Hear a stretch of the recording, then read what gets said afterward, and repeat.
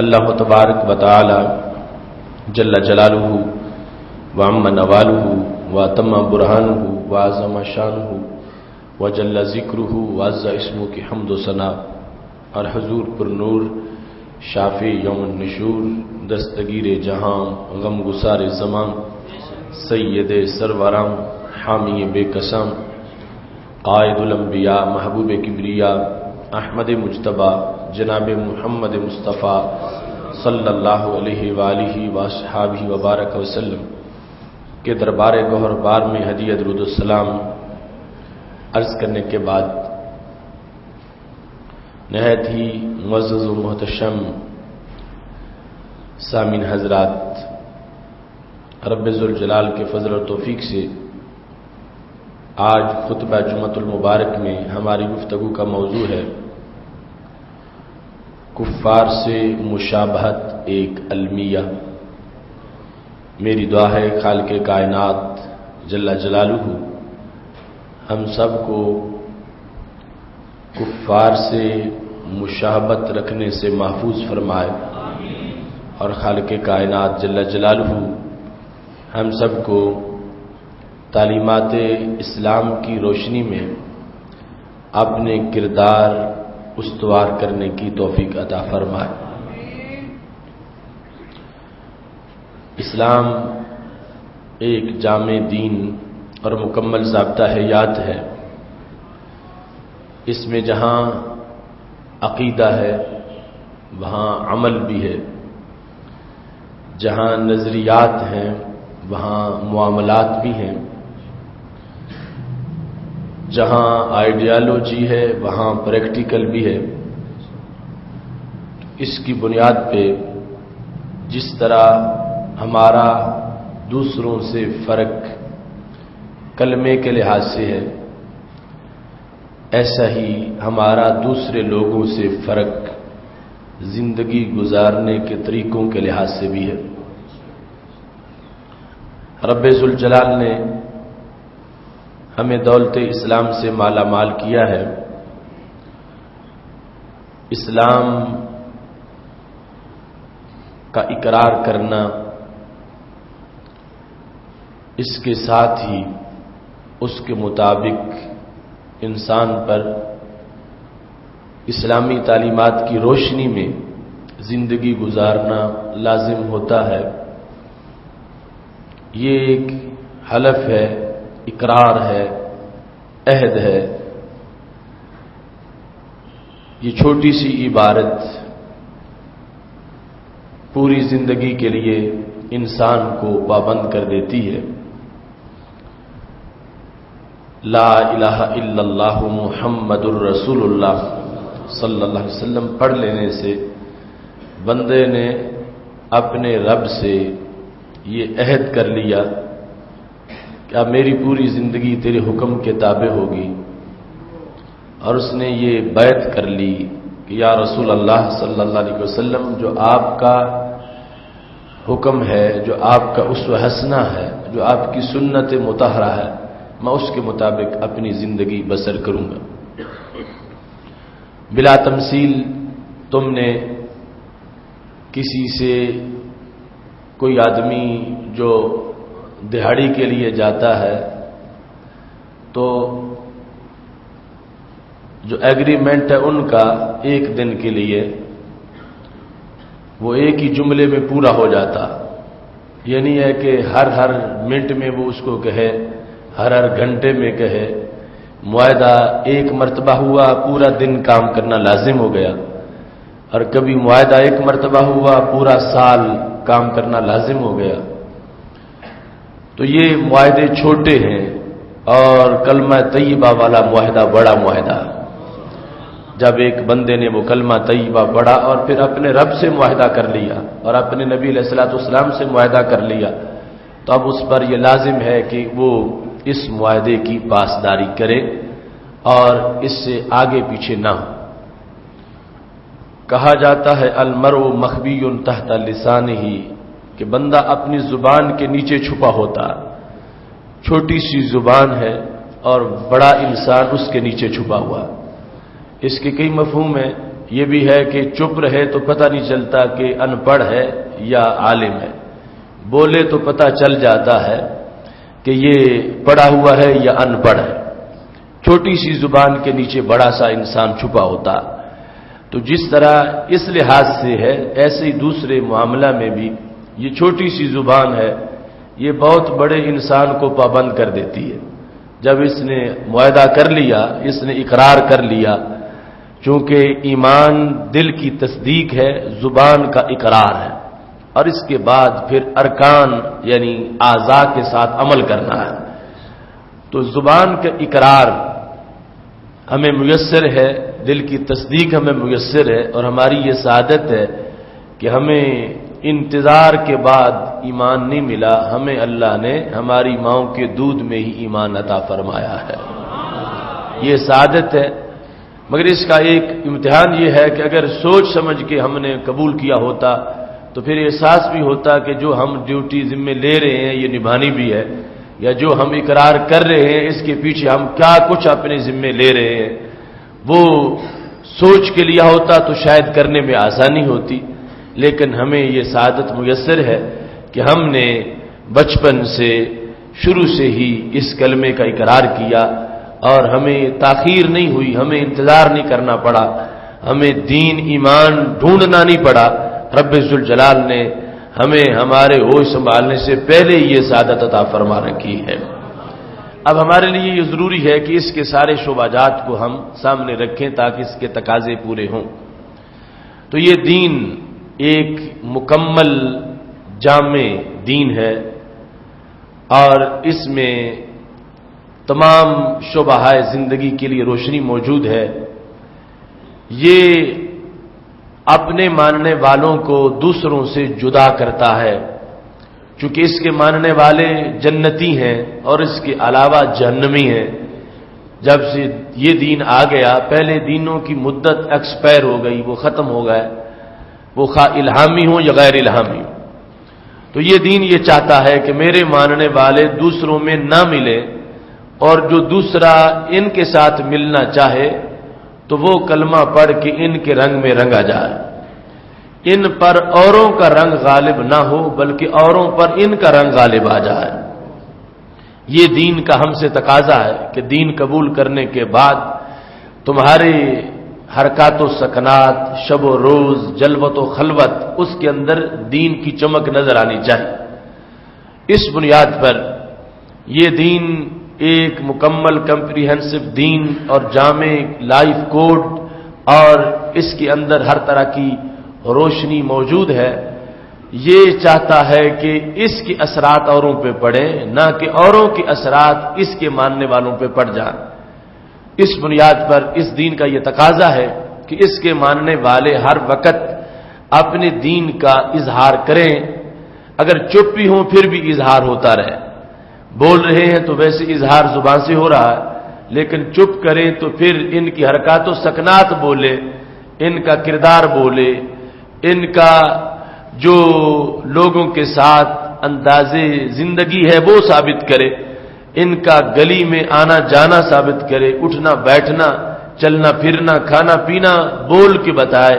کہ یہ وہ انسان ہے کہ جس کے اندر نور ایمان ہے، اور وہ نور ایمان اس کے اعضاء پر بھی کنٹرول پا چکا ہے، اور یہ عام لوگوں کی طرف کھاتا پیتا نہیں، چلتا پھرتا نہیں، اس کی زندگی کے شب روز بتا رہے ہیں کہ اس پر اس کے دین کا اثر ہے، اور اس کا کردار اس کے دل کی جو طہارت ہے اس کی ترجمانی کر رہا ہے۔ اس بنیاد پر شریعت مطہرہ نے ہمیں دوسروں سے جدا کیا، ہم نظریاتی طور پر بھی ان سے جدا ہیں، معاملاتی طور پر جدا ہیں، ہمارا نظریہ بھی جدا ہے، ہمارا ان سے عمل بھی جدا ہے، اور اس انفرادیت کو کامل درجے کا اسلام کہا جاتا ہے،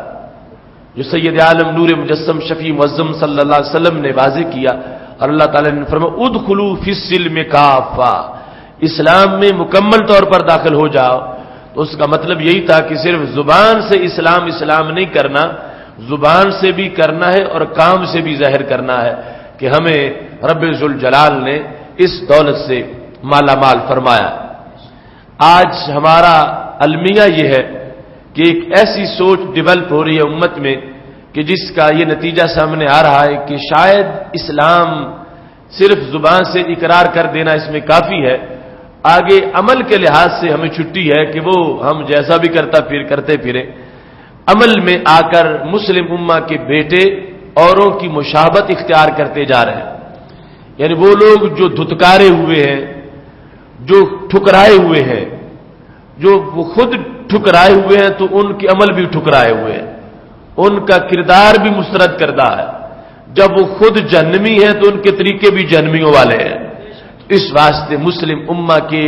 بیٹوں کو یہ سوچنا چاہیے کہ ہماری مشابہت کفار سے نہیں ہونی چاہیے، جیسا کہ ہم ان سے اپنے نظریہ میں جدا ہیں ایسے ہی ہم ان سے اپنے عمل میں بھی جدا ہیں۔ اس میں ہمیں اپنا عمل کا جو تفاوت ہے وہ ثابت کرنا چاہیے کہ ہمارا ان لوگوں کے ساتھ کوئی تعلق نہیں ہے۔ یا تو ہمارا دین خاموش ہوتا کہ وہ کہتا صرف کلمہ ہے باقی ایک جیسے ہی کام ہے، تو پھر ہم ایک جیسے بن جاتے۔ جب ہمارا دین خاموش نہیں ہے، ہمارا دین بولتا ہے کہ ہر ادا میں تمہارا ان کا فرق ہونا چاہیے، ہر جہت میں تمہارا ان کا فرق ہونا چاہیے، تو پھر ہمیں اپنا کامل دین جو ہے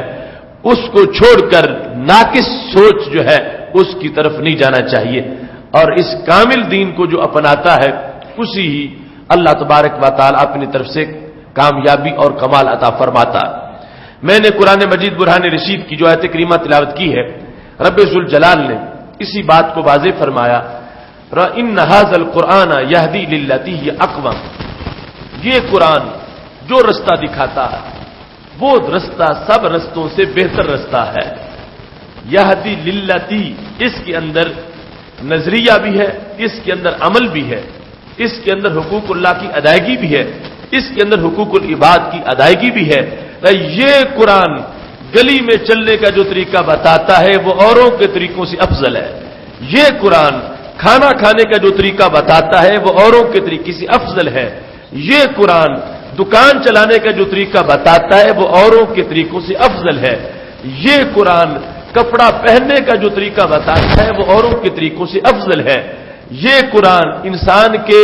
بال ترشوانے کا جو طریقہ بتاتا ہے وہ اوروں کے طریقوں سے افضل ہے۔ یہدی للتی ہی اقوم، یہ نمائندہ ہے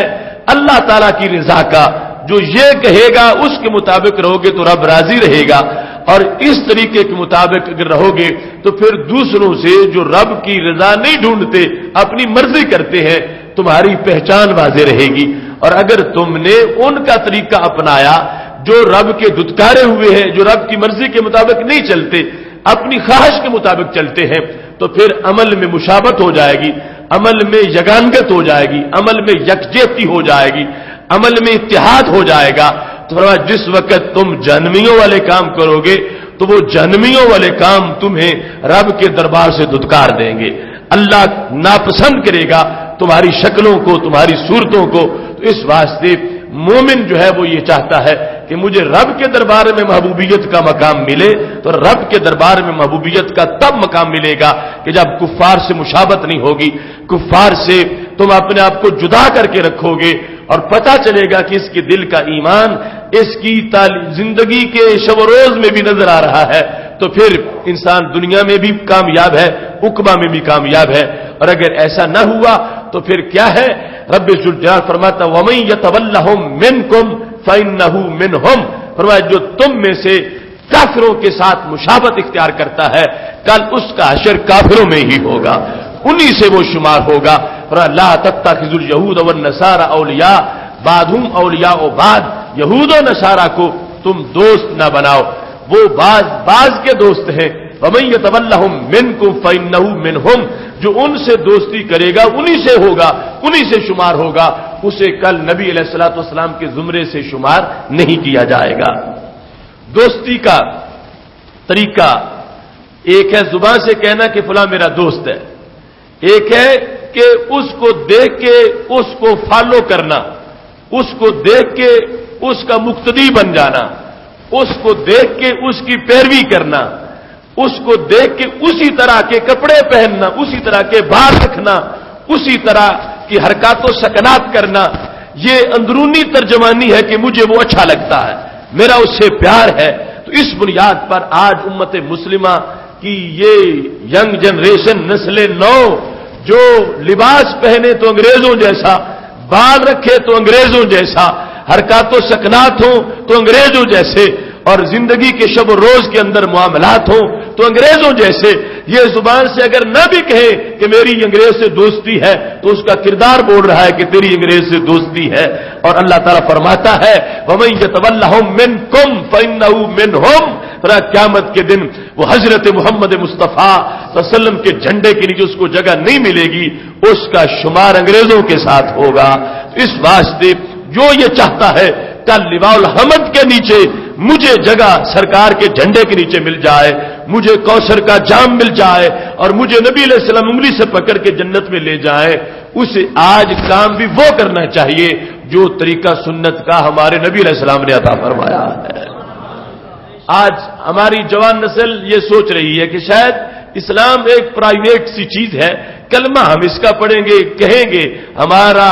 مذہب اسلام ہے، مگر آگے تو ہم آزاد ہیں، ہم جو چاہے کر لیں۔ تو اسلام ایسی ناقص چیز نہیں ہے کہ جس کے اندر کچھ ہو اور باقی کے لیے اوروں کی طرف دھکیل دے کہ تم وہاں سے جا کے پی لو، میرے پاس کچھ نہیں ہے۔ اسلام وہ گھاٹ ہے جو روح کو بھی سیراب کرتا ہے، جسم کو بھی سیراب کرتا ہے، وہ روشنی ہے جو نظریے کی روشنی بھی ہے، جو عمل کی روشنی بھی ہے، اور اس میں اتنی سختی کی گئی، فرمایا جو دوسروں کی طرف چلا گیا ان سے اس نے اپنا دلی لگاؤ ظاہر کر دیا، ان کے پیچھے لگ کے ان جیسا بن کے، اللہ فرماتا ہم اسے اس طرف شمار نہیں کریں گے، وہ انہی میں سے شمار ہوگا۔ اس واسطے آج ضرورت ہے کہ ہم اپنے آپ کو کفار کی مشابہت سے بچائیں اور تلاشی لیں اپنی کہ کہاں کہاں ہم مشابہت کر چکے ہیں اور کہاں کہاں یہ زہر ہمارے اندر داخل ہو چکا ہے۔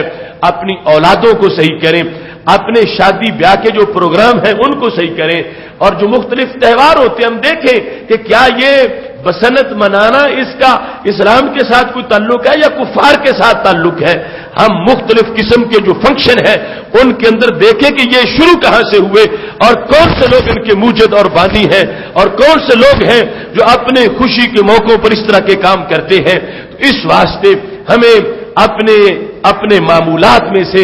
ایسی چیزوں کی جڑیں کاٹ کر ان کو جدا کر دینا چاہیے اور یہ واضح کرنا چاہیے کہ ہم اول سے آخر مستفی ہیں، رسول اللہ صلی اللہ علیہ وسلم کے غلام ہیں۔ جو چیز سرکار کو پسند ہے اگر سارا زمانہ کہے اچھی نہیں، ہم کہیں گے اچھی ہے، اس واسطے کہ وہ ہمارے محبوب کے نزدیک اچھی ہے، اور جو نبی علیہ السلام کے نزدیک اچھی ہے وہی ہمارے رب کے نزدیک بھی اچھی ہے۔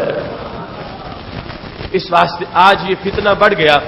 پہلے تو کوئی بیرون ملک جاتا تھا وہاں جا کے خراب ہوتا تھا، آج اتنے چینل ہیں، اس قدر جو ہے میڈیا ہے، ایک میڈیا وار ہو رہی ہے، ایک فکری جنگ ہو رہی ہے، اور اس طرح دکھا دکھا کے لوگوں کو پڑھایا جا رہا ہے۔ ایک ہے کہ کسی کو منہ سے بول کے کہنا، وہ بھی ہو رہا ہے، ایسے زہریلے لیکچر دیے جاتے ہیں۔ ایک ہے کہ انسان خود بخود جب کسی کو دیکھتا ہے تو دیکھ کے سمجھ جاتا ہے۔ آخر یہ قوت باصرہ جو ہے اس کی وجہ سے بھی انسان کو علم آتا ہے۔ تو یہ فلمیں اور اس طرح کے ڈرامے اور یہ نیٹ پہ مختلف قسم کا جو لٹریچر ہے اور یہ الیکٹرانک اور پرنٹ میڈیا کے اندر جو کچھ زہر داخل کر دیا گیا ہے، اس کے بعد اپنی اولادوں کو بچانا یہ بڑا مشکل ہو گیا ہے۔ اس واسطے یہ مشابہت جو انگریز کی ہے، دشمن کی ہے، یہود اور نصارہ، مجوس اور ہندوؤں کی ہے، اس سے اپنے بچوں کو بچا کے ان کو فکر مدینہ کی معجون کھلا کے ان کو جنت کے رستے پہ لگا کے آج ہمارے لیے لازم ہے کہ ہم روزانہ کھوج لگائیں کہ کہیں ایسا نہ ہو کہ کوئی کسی ذریعے سے ہمارے فکری حوض کے اندر کوئی زہر گھول رہا ہو جس کی وجہ سے سارا معاشرہ گندا پانی پینا شروع کر دے اور گندی سوچ جو ہے ڈیولپ ہونا شروع ہو جائے۔ ہمارے لیے لازم ہے چونکہ جب ایک طرف سے خطرہ ہو تو پھر ایک طرف پہرا ضروری ہے، اور جب چاروں طرف سے ڈاکو آ جائیں تو پھر چاروں طرف سے پہرا ضروری ہے۔ اس لحاظ سے ہر وقت مسلمان کو پوری طرح ویجیلنٹ اور ہوشیار اور چاقو چوبند رہنا چاہیے کہ مجھ پر کوئی حملہ نہ کرے، میری اولاد کو کوئی گمراہ نہ کرے، میرے عزیز و اقارب کو کوئی گمراہ نہ کرے۔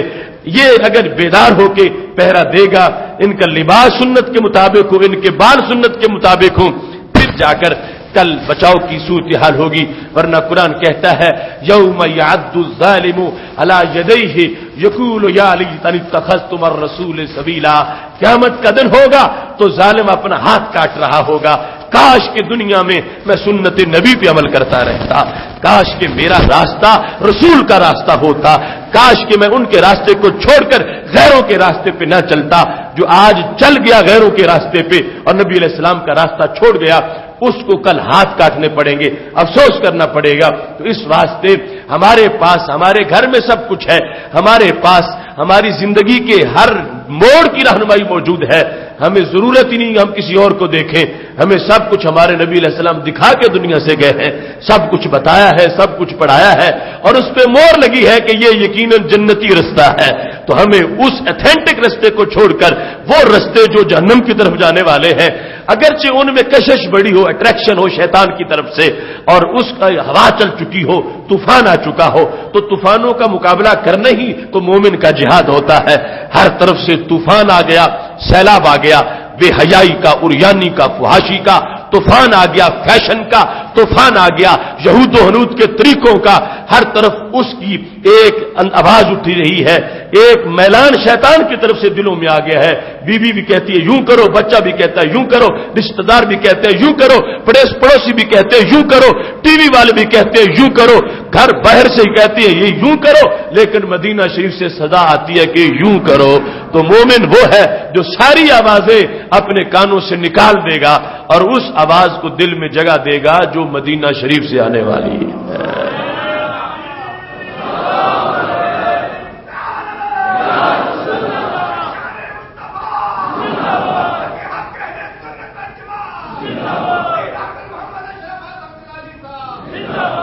تو کفار کی مشابہت سے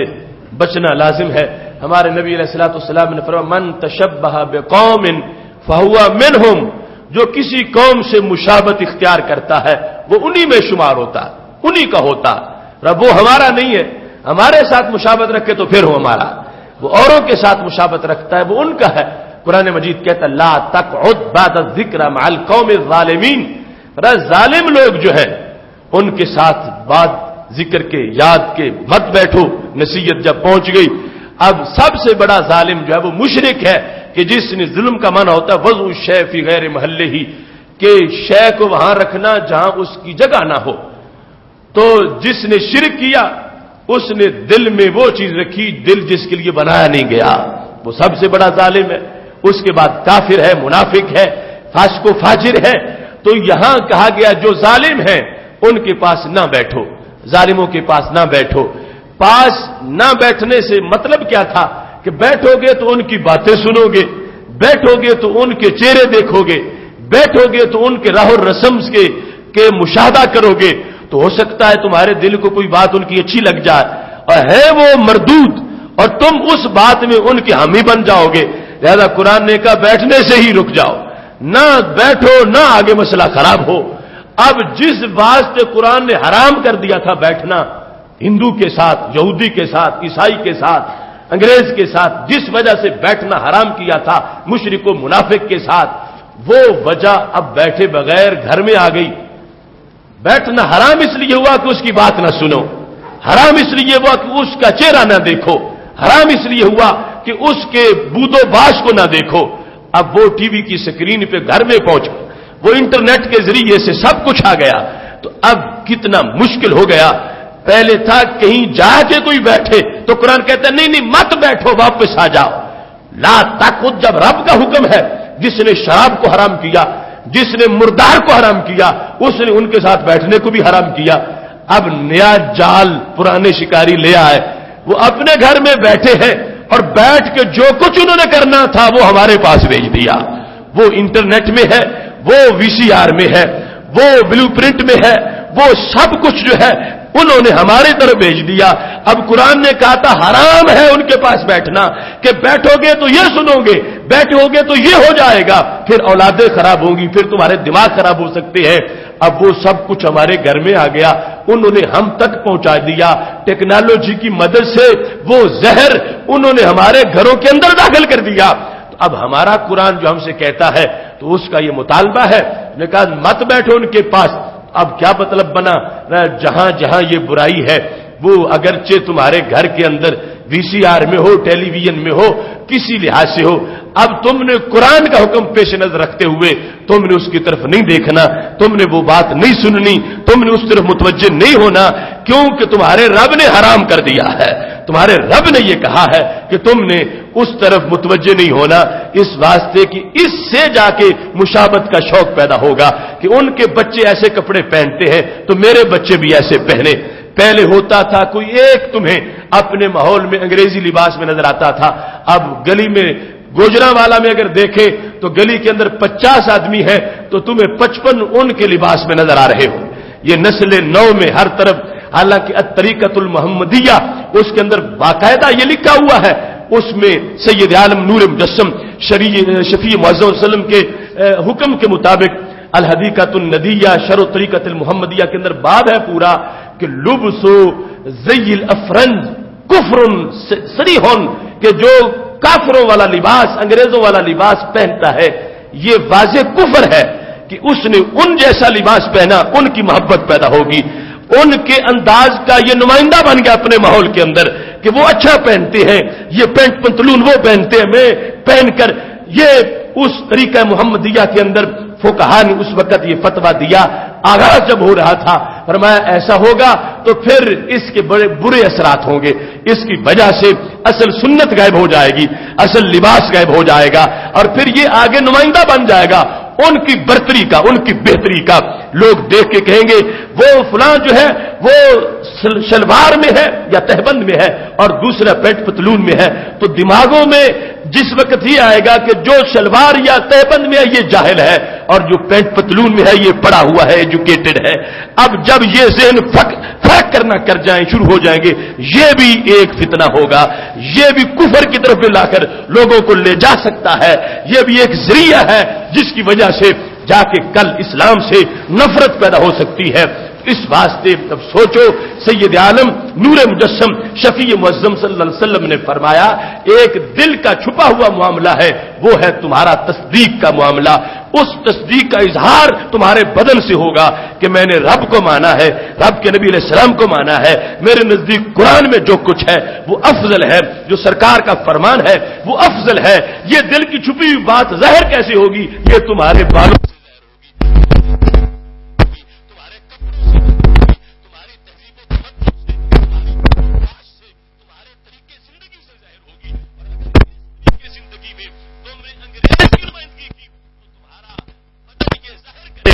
कि तुमने मजबूरन इस्लाम कबूल किया हुआ है और तुम्हारी चाहत इस्लाम से नहीं है, तुम्हारी मोहब्बत गैरों से है। तो इस वास्ते जो बदन है ये गैरों का नुमाइंदा होगा और जो दिल है वो अल्लाह की मोहब्बत और नबी अलैहि सलाम की मोहब्बत का दावेदार है। तो इस बुनियाद पर बदन पर, जाहिर पर जो हुक्म लगाया जाएगा उसके लिहाज से एक मोमिन का बहुत ज्यादा नुकसान हो सकता है। इस वास्ते सरकार ने फरमाया मन तशब्बहा बिकौमिन फहुवा मिनहुम, जो किसी कौम से मुशाबत इख्तियार करेगा वो उन्हीं का है, वो हमारा नहीं। हमारा वो है जो अंदर बहर से हमारा है, उसके दिल में भी मैं हूं, उसके बदन पर भी मेरी सुन्नत नजर आती है, वो लिबास भी मेरे तरीके के मुताबिक पहनता है, वो मेरा नुमाइंदा है। गली में जाएगा तो मेरी शरीयत का नुमाइंदा होगा, मजलिस में बैठेगा तो मेरे दीन का नुमाइंदा होगा। इस वास्ते जो नुमाइंदा गैरों का बन गया और दिल में है कलमा नबी अलैहिस्सलाम का, उस शख्स ने नुकसान कर लिया और मजीद नुकसान हो सकता है और बहुत बड़े नुकसान का उसे सामना करना पड़ सकता है। मेरे नबी अलैहिस्सलाम ने फरमाया इस वास्ते तुम कभी भी गैरों के साथ मुशाबत न करना, कल मेरे झंडे के नीचे उसे जगह मिलेगी जो मेरे साथ मुशाबत रखने वाला है। इस सिलसिला में कुरान मजीद कुरान रशीद में ला तरकनू, तुम रकूनत भी ना करो, थोड़ा सा मैलान झुकाओ भी जालिमों की तरफ, उनके जो अंदाजे जिंदगी है उनकी तरफ थोड़ा सा झुकाव भी ना करो, अगर करोगे तो फिर उनके साथ शुमार होगा। वत्तबे इत्तबिऊ मा उनज़िला इलैकुम मिर रब्बिकुम, उसे फॉलो करो जो नाजिल किया गया तुम्हारे रब की तरफ से, जो अल्लाह की तरफ से उतारा गया है, उसको पेश नजर रख के अपना जिंदगी का सफर तय करना है। क्योंकि हमारा दीन मुकम्मल दीन है, इसमें किसी चीज की कमी नहीं, कोई चीज इसके अंदर खामोश नहीं कि इसमें जो मर्जी है कर लो। हर चीज तो नबी अलैहि सलाम बयान करके गए और बयान इसलिए करके गए थे, फरमाया कि मेरे बाद कोई नबी नहीं आएगा तो मैंने सब कुछ बयान करके जाना है। تم نے ہر چیز میں دیکھنا ہے تو مجھے دیکھنا ہے، اور میں ہر چیز بیان کر کے جا رہا ہوں۔ ترکتکم علی ملت بیضاء لیلھا کنہارھا، میں تمہیں روشن ملت پہ چھوڑ کے جا رہا ہوں جس کی راتیں بھی اتنی روشن ہیں جتنا دن روشن ہوتا ہے۔ معظم صلی اللہ علیہ وسلم نے اوروں سے مخالفت کا حکم دیا، مشابہت نہ رکھو، ان سے فرق اپنا رکھو۔ حضرت عبادہ بن صامت رضی اللہ تعالیٰ عنہ کہتے ہیں کہ رسول اللہ صلی اللہ علیہ وسلم ایک جنازہ کے ساتھ گئے، تابع جنازتن، اور آپ کا یہ قانون تھا لا یقعد حتی یلحد، کہ جب بھی کسی کی نماز جنازہ ادا کرتے تھے تو آپ اس وقت تک نہیں بیٹھتے تھے جب تک کہ میت کو لحد میں اتارنے دیا جاتا تھا۔ میت کو لحد میں اتارا جاتا تھا تو پھر بیٹھتے تھے، ورنہ نہیں بیٹھتے۔ اتنی دیر جتنی بھی لگ جاتی کھڑے رہتے، میت کو لحد میں اتارتے تو پھر آپ تشریف رکھتے۔ ایک موقع پر ایسا ہی تھا کہ کھڑے تھے تو عرض لہ حبر من الیہود، ایک یہودیوں کا پادری آ گیا تو اس نے کہا یا محمد ان ھکذا نصنع،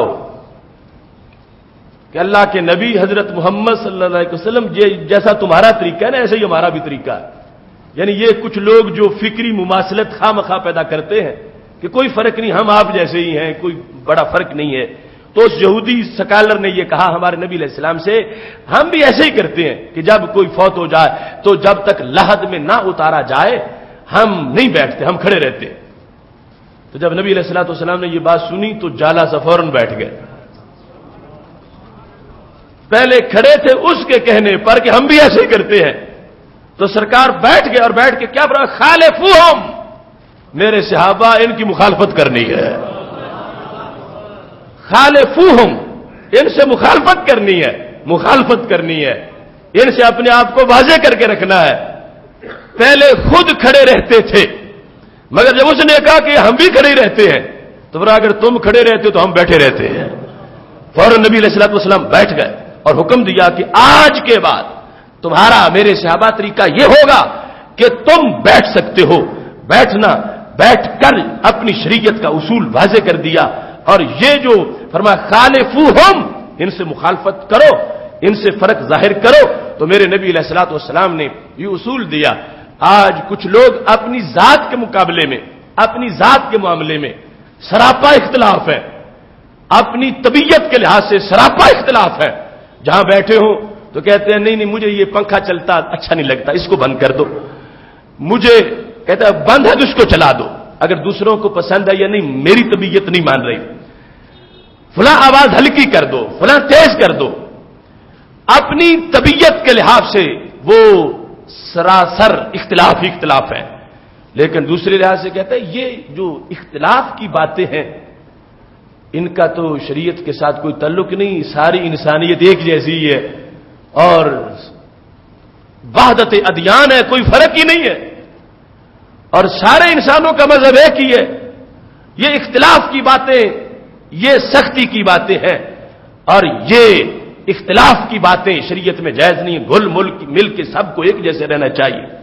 تو اب یہ شخص کس کی نمائندگی کرتا؟ اپنی ذات کے لحاظ سے اختلاف ہی اختلاف ہے، اپنی طبیعت کے لحاظ سے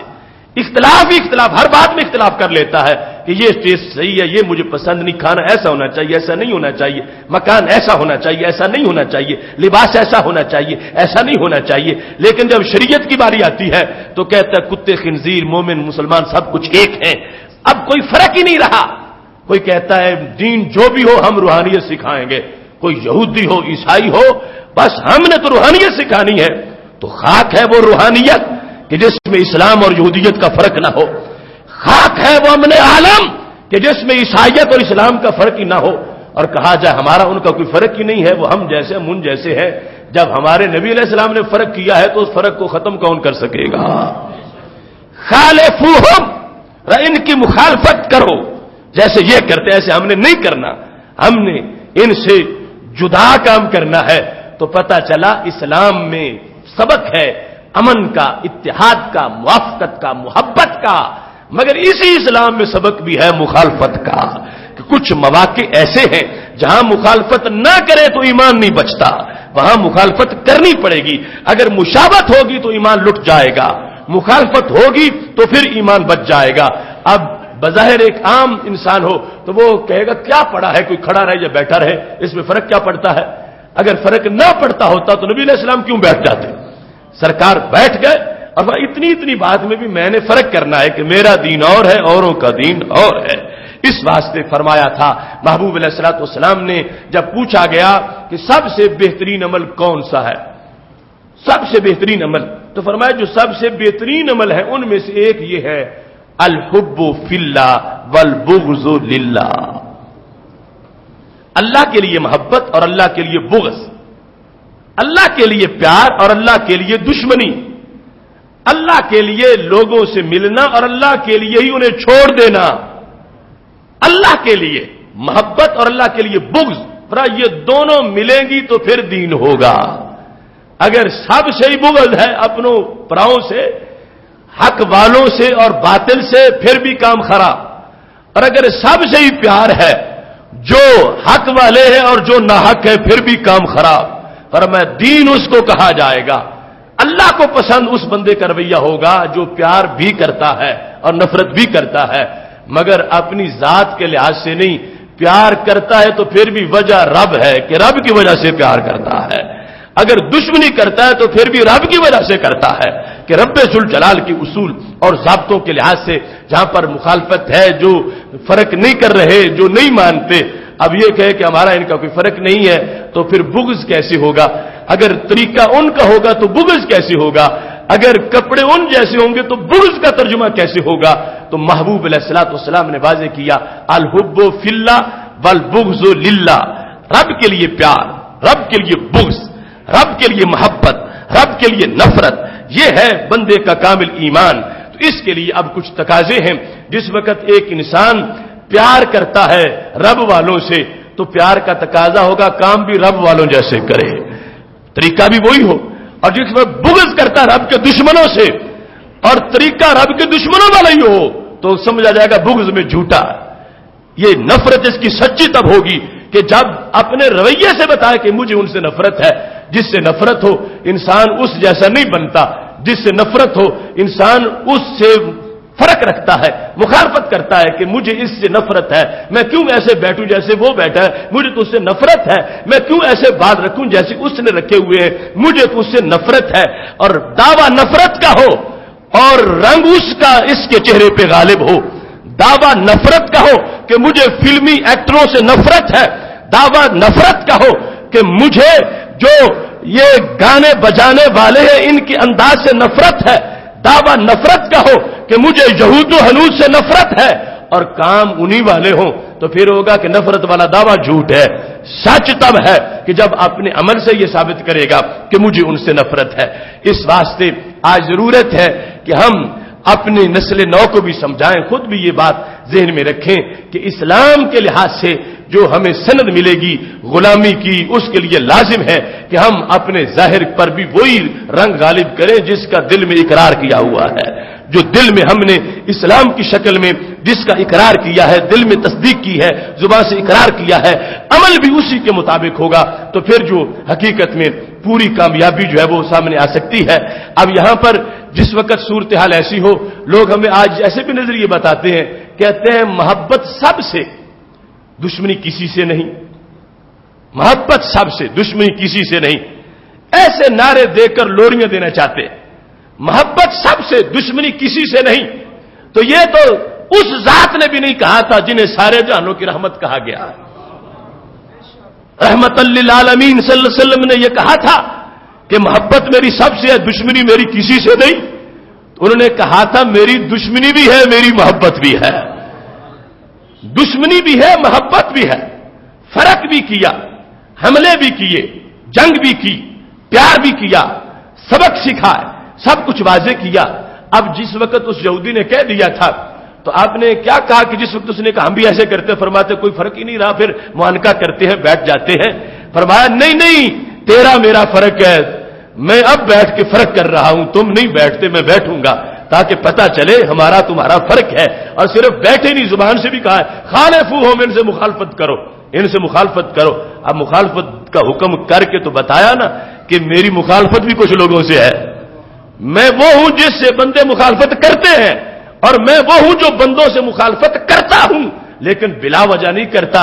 میں اس بیس پہ کرتا ہوں جو رب نے عطا فرمائی ہے۔ تو سید عالم نور مجسم شفیع معظم صلی اللہ علیہ وسلم نے اس طرح تھوڑے تھوڑے امور پر بھی سمجھایا، اور ایک موضوع ہمارا جود و عنود کے لحاظ سے 3-4 سال پہلے ہوا، اس میں ہم نے 10-15 مثالیں اس امر کی پیش کی کہ جس میں رسول اللہ صلی اللہ علیہ وسلم نے ان امور کے لحاظ سے ایک ایک چیز کے لحاظ سے فرمایا میرا دین کامل دین ہے۔ ہم نے ان ساری باتوں کے لحاظ سے دوسروں سے فرق کرنا ہے تاکہ کہیں چلتے پھرتے بھی اگر میرا کوئی امتی مل جائے تو وہ خاموش ہو کے بھی میری نمائندگی کرتا رہے کہ یہ وہ ہے کہ جو مصطفی ہے، محمدی ہے، رسول اللہ صلی اللہ علیہ وسلم کا غلام ہے اور سرکار کے حکم کا پابند ہے، جو سرکار کو پسند ہے وہ اسے پسند ہے اور جو سرکار کو ناپسند ہے وہ اسے ناپسند ہے۔ اس واسطے آج ہمیں اس بڑے جو جلغار ہو رہی ہے اس کے مقابلے میں اپنی حفاظت کی ضرورت ہے، اور اس حفاظت کا طریقہ قرآن مجید نے ایک انداز دفاع کا اور ایک انداز اقدام کا بتایا تھا۔ اس کے پیش نظر ہمیں روکا گیا کہ ہم ظالمین کے ساتھ نہ بیٹھیں۔ ظالم وہ قادیانی ہے، ظالم وہ بدعقیدہ ہے، ظالم وہ یہودی عیسائی ہندو ہے، فرمایا تم اس کے پاس نہ بیٹھو۔ پاس نہ بیٹھنے سے ہے کہ اس کی بات تمہارے تک نہ پہنچے، تم نہ سنو، تمہاری اولاد نہ سنے، اپنے آپ کو تم ان کو بچا کے رکھو۔ اور پھر کیسے ہوگا؟ فرمایا جس وقت دوسری طرف آؤ گے تو میرے محبوب علیہ الصلوۃ والسلام نے فرمایا ہم قوم لا یشقی بہم جلیسہم، میرے غلاموں میں ایک طبقہ ایسا ہے جو ان کے پاس بیٹھ جائے کبھی بدبخت نہیں رہتا، خوش بخت بن جاتا ہے۔ تو ان کی صحبت ضروری ہو گئی، اور صحبت صرف ہاتھ چومنے کے لیے نہیں، صحبت ان کا رنگ خوشبو حاصل کرنے کے لیے۔ یہ اس حدیث کا حصہ ہے جس وقت سید عالم نور مجسم شفیع معظم صلی اللہ علیہ وسلم نے فرمایا کہ فرشتے حاضر ہوئے زمین پر، اور ان اللہ ملائکۃ سیارہ، اللہ کے کچھ سیارہ فرشتے ہیں۔ سیارہ جدید عربی میں گاڑی کو کہا جاتا ہے، تم سیارگان جو آسمان کو ان کو سیارہ کہتے ہو، لغوی معنی ہے بہت زیادہ سیر کرنے والے سیارہ۔ اللہ کے کچھ فرشتوں کا اللہ کی طرف سے ان کی ڈیوٹی ہی سیر کرنا ہے،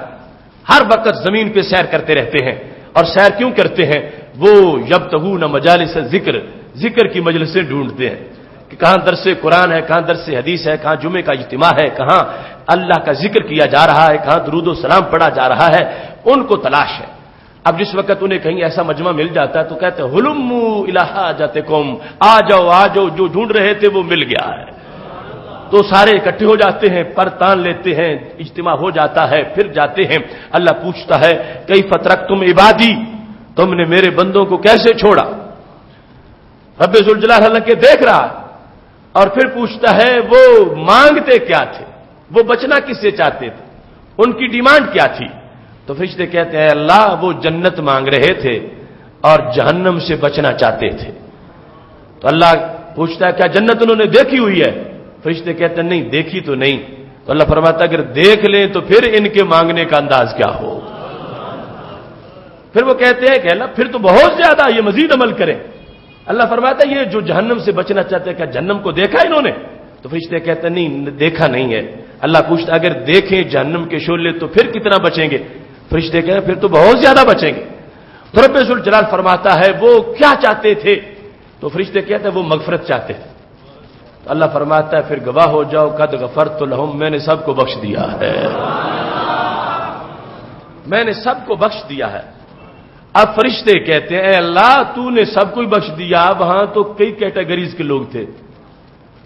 اس مجمع میں کچھ ایسے تھے جو گھر سے نیت کر کے آئے ہی نہیں تھے،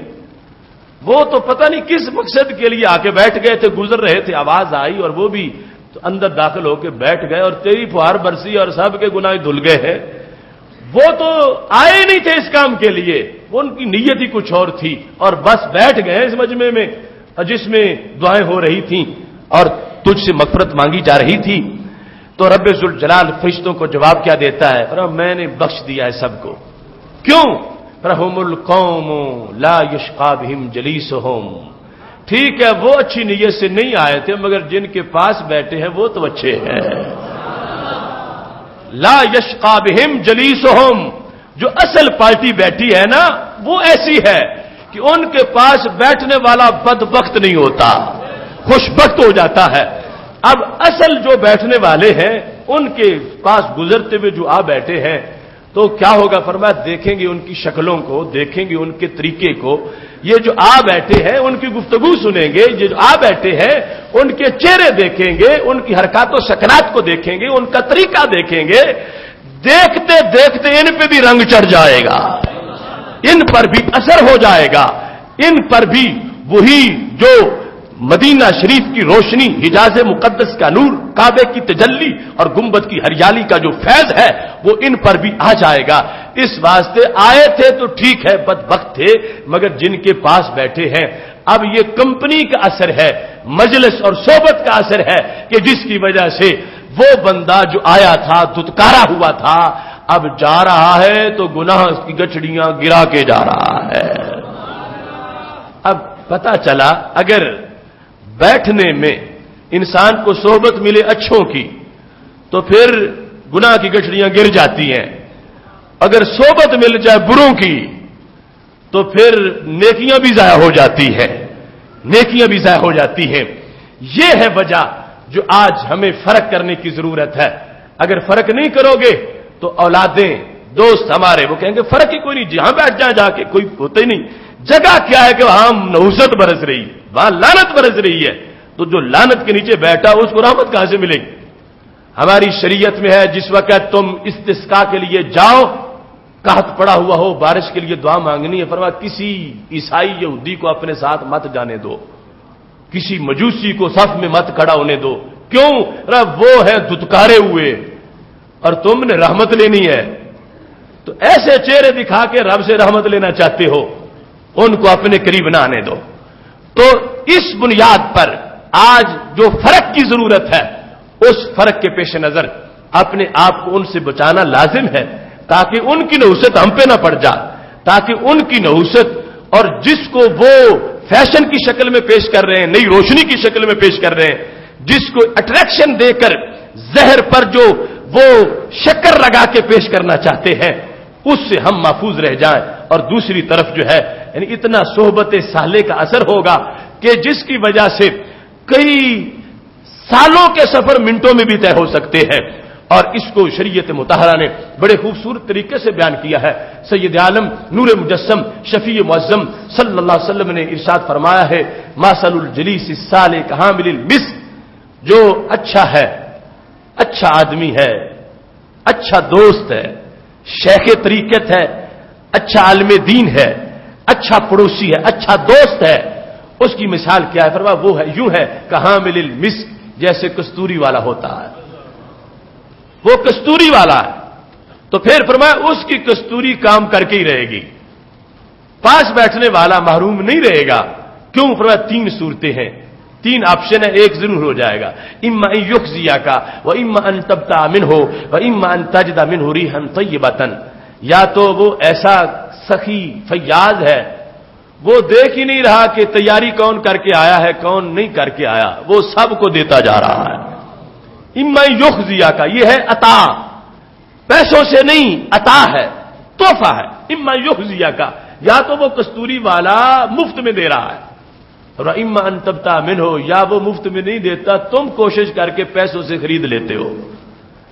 پہلا ہے وہ مفت دے، دوسرا کیا ہے کہ تمہارے اندر شوق بڑا پیدا ہوگا کستوری کا، اس کے بغیر میرا گزارا نہیں، پیسے جاتے ہیں تو جائیں، کستوری آنی چاہیے۔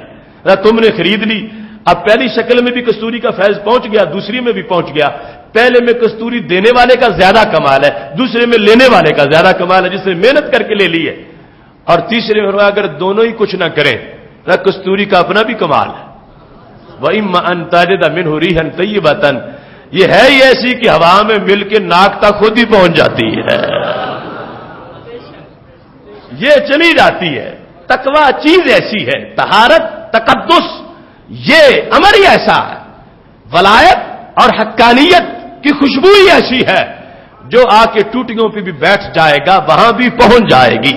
جو جوتیوں کی جگہ پہ آ کے بیٹھ جائے گا وہاں بھی پہنچ جائے گی۔ یہ کمال خود اس حقانیت کا ہے، خود اس خوشبو کا ہے، یہ چلی جائے گی۔ تو اب مفہوم مخالف سے دوسری طرف دیکھو تو پھر ادھر جو چلا گیا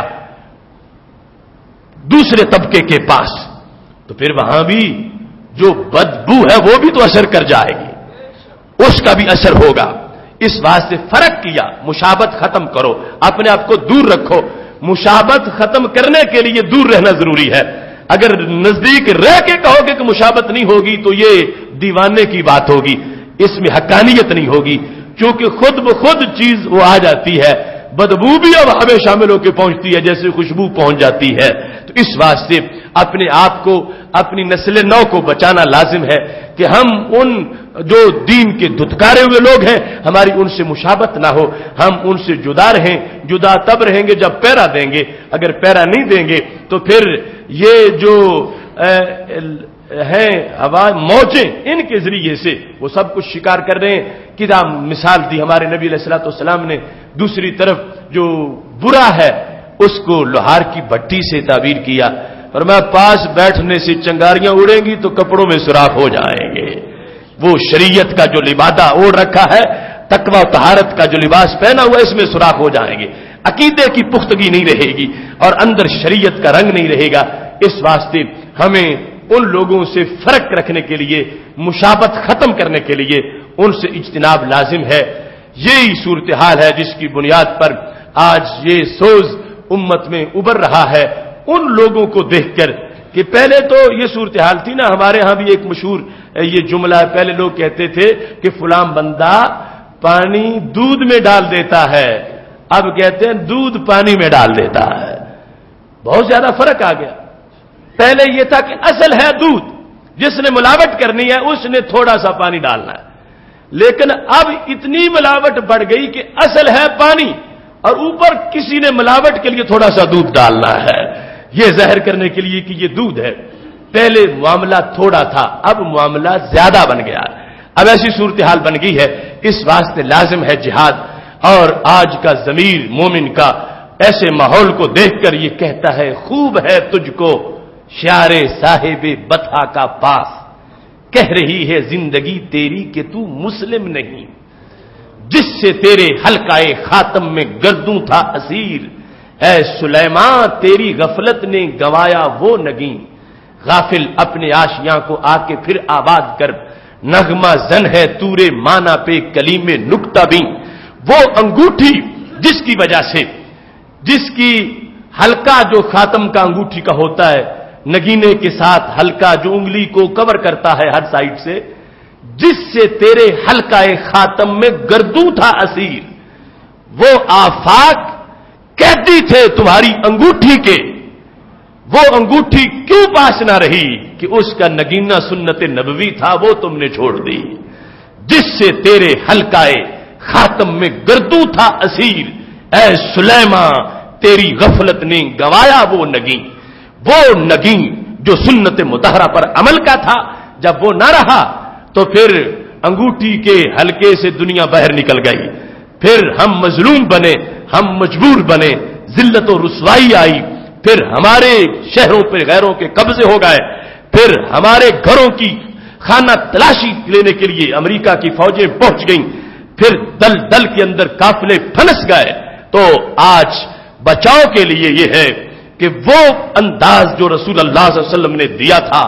उन लोगों को जो जिल्लत के गढ़ों में थे, और उनको निकाल के सरवरी तक पहुंचा दिया, उनको जहाबानी के तरीके बताए, उनको हुक्मरानी के अंदाज अता किए, उनके साए से शैतान भी भागा और उनके साए से रूम की हुकूमतें भी कांप उठी, और उस वक्त की सारी ताकतें उनके सामने सरनगू हो गईं। वो जज्बा था कि फर्क क्या है हमारा और दूसरे लोगों का, वो जज्बा था कि हक वाले हम हैं और उस हक्कानियत को हमने दुनिया पे वाज़े किस तरह करना है। आज जिस वक्त इल्ला माशा अल्लाह मोमिन ललचाई हुई नजरों से देखने लगा गैरों की तरफ कि वो असल है, हम उनसे भीख मांगने वाले हैं, फिक्री तौर पर और माली तौर पर, फिर जाके खाना खराब हो गया। तो हम ये बताना चाहते हैं, हम किसी के गदागर नहीं, हम किसी के बकारी नहीं, हम किसी के सवाली नहीं, खा वो वाशिंगटन हो, खा वो तिल अबीब हो, हम बकारी हैं तो रब के दर के और गुंबद खजरा के सवाली है। ये जो वहां से सोज मिलने वाला है اس کی وجہ سے قوت آئے گی، اس کی وجہ سے پاور آئے گی، ورنہ جس کو دنیا چمک کہتی ہے وہ چمک نہیں، وہ اندھیرا ہے۔ جس کو دنیا سویرا کہہ رہی ہے وہ سویرا نہیں، وہ اندھیرا ہے۔ سویرا قرآن ہے، سویرا سنت ہے، سویرا دین متی ہے، سویرا ختم نبوت والی امت کے پاس ہے، سویرا ہمارے گھروں میں بشکل قرآن ہے، زندگی کی رمق ہمارے پاس ہے، اور مستقبل کی پلاننگ کا منصوبہ ہمارے قرآن کے پاس ہے۔ کائنات کی بقا کا نظام وہ نظام مصطفیٰ صلی اللہ علیہ وسلم ہے۔ ہمیں اس کے ہوتے ہوئے کسی سے مرعوب نہیں ہونا، نہ ہی کسی کی طرف للچائی ہوئی نگاہوں سے دیکھنا ہے۔ سب کچھ رب نے ہمیں ہمارے گھروں میں عطا کیا ہے، صرف ہم نے جاگنا ہے، بیدار ہونا ہے، فرق ظاہر کرنا ہے کہ کیا فرق ہے جہنم والوں میں اور جنت والوں میں۔ ہم ان کے پیچھے نہیں چلیں گے جن کے منہ جہنم کی طرف ہے، جو ان کے پیچھے جائے گا انہی کے پیچھے گر جائے گا۔ ہمارا منہ جنت کی طرف ہے، ہم جنتیوں کے پیچھے چلیں گے، اور جنتیوں کے پیچھے انشاءاللہ جنت میں دین اور دنیا کے لحاظ سے انہی کی راہوں پہ چلتے ہوئے جائیں گے۔ اس واسطے ہمیں آج کفار کی مشابہت کی جو غلطی ہے اس سے توبہ کرنی چاہیے، اور جہاں جہاں ہو چکی ہے سجدہ سہو نکالنا چاہیے، اور ان چیزوں کو دور کر کے اپنے گھر کو، اپنی اولادوں کو، اپنے قبیلے کو، خاندان کو سنت نبوی کے جھنڈے کے نیچے کھڑا کر کے کل لواء الحمد کا امیدوار بننا چاہیے کہ وہاں ہمیں اللہ جگہ عطا فرمائے۔ اللہ ہم سب کو اپنی اصلاح کی توفیق عطا فرمائے۔ وآخر دعوانا ان الحمدللہ رب العالمین۔ انشاءاللہ آئندہ جمعۃ المبارک بڑے اہم موضوع پر ہے، حضرت سیدنا ابراہیم علیہ السلام اور عقیدہ توحید۔ وقت پہ پہنچ کے اس کو سماعت کریں۔